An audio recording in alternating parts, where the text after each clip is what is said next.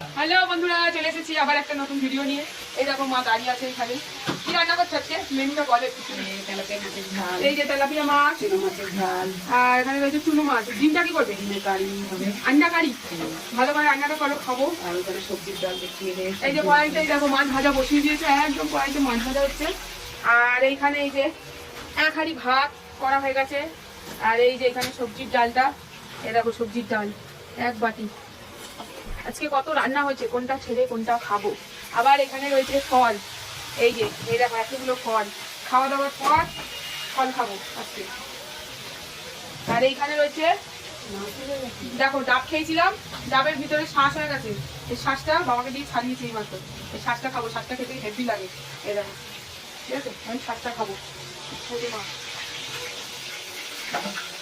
এখানে দুখানা টমেটো রয়েছে। টমেটো কি চাটনি ফাটনি করবে নাকি? চাটনি হবে না।